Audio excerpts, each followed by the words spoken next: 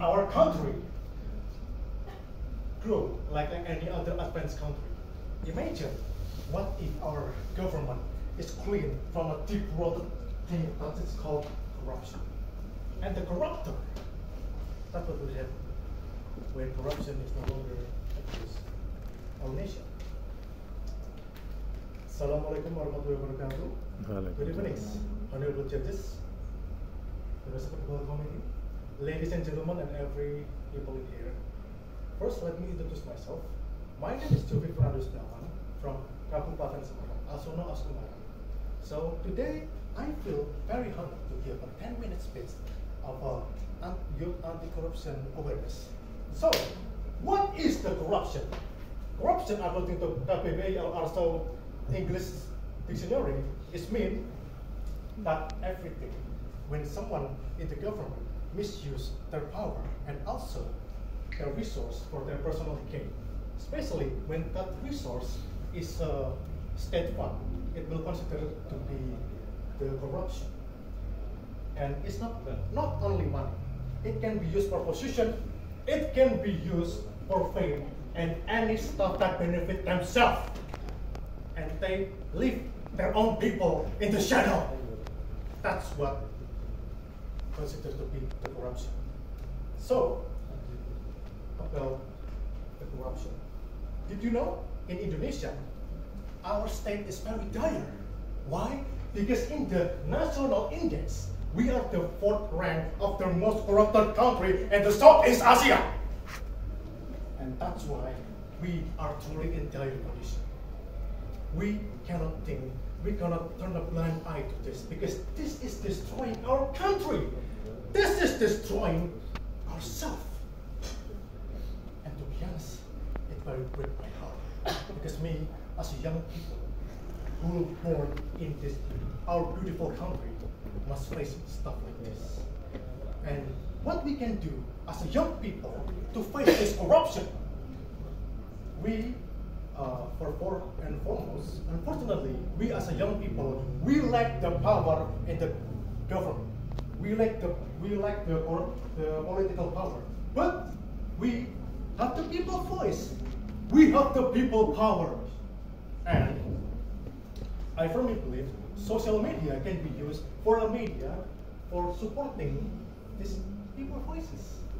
Because according to Ipsos, one of the stats too, in the CISIP Asia, our people are #1 in the people who is concerned about the corruption. That means, in general, overall, our people are already very well aware that our country is not fine. That was very good step. But we still need to make more. We still need to start something more bigger. So again, social media can be like a razor blade, like a two-switch blade, can be used for good and bad. And I firmly believe that we as a young people often forget the maximum potential of the social media. Because I firmly believe the social media can be used for spread the truth and also spread the stuff that need to be published. Because, like for one example, Thomas Rikane Lembo, he was a former prime minister that got backstabbed because he tried to report the allegedly misused fund in the government. But he was get backstabbed. He was almost get in the prison. His name get tainted. He was almost get kicked into prison. But alhamdulillah, because we as a people, we try to support him and also spread the truth. Alhamdulillah, he was safe. But what happened if someone does not get the same attention as a Thomas Rikane Lembo? He will kick inside on the shadow forever, and nobody even gonna remember them. Because sometimes some people in our government try to make us forget what is truly happened in the case. So, what next we can do? First, we already have the media social. It's already very good stuff. Very good stuff. But we also need to educate our youngs. Why? Because the government is people. Society is based on the people. And what is the backbone of the society is the people itself. Everything start from the people must return to the people. But unfortunately, our country is built not gonna lie, it's almost not even bare minimum.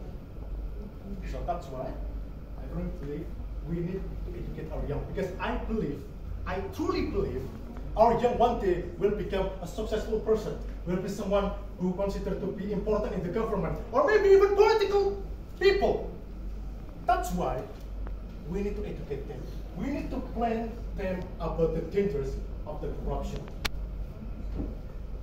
And again, that's one quote I heard from Socrates, one of the philosophers in the Greek, that everything starts from the habit. And when the habit is already on the good side, it will become a routine. And when a routine already work like a normal stuff, that will become a tradition. That's why I firmly believe we really need to make this as our own tradition. So also, about our culture. Unfortunately, I also found one of the most famous folklore, who is called the mouse deer stealing the cucumber. Alright, any of you guys heard that story? Yeah. I think most of you already know it. So in that story, the mouse deer is considered to be the hero, when in reality, he was supposed to be the villain. Why? Because he's stealing and he manipulates others for his own benefit. And why? He was considered to be the hero. That was something doesn't even make sense even for me. That's why I firmly believe, I think one of our mindset in the past is unfortunately wrong. Because in reality, the master is supposed to be the villain. And the farmer and the dog who follow his master is supposed to be the hero. Why? Because they working hard, they working honest, and they do not steal. But the master, he steal from the others. And I think that's wrong. And we need to understand that thing will always be wrong. And also, about this culture, I believe again, we return to our previous point about the habit. So, I read about stuff about subliminal. Back in the early or in the middle of 20th century, James McDonald Vicar, or also known as Sokolov in some of the pen name, he invented and pioneered the subliminal. For what? Because he want to make people, he want to plan something in their mind. He want to plan an idea in the people without their knowledge. And that's already often happen. Even back then, back in the Disney movie, in the Simba, there's a plenty of subliminal. For why? For what?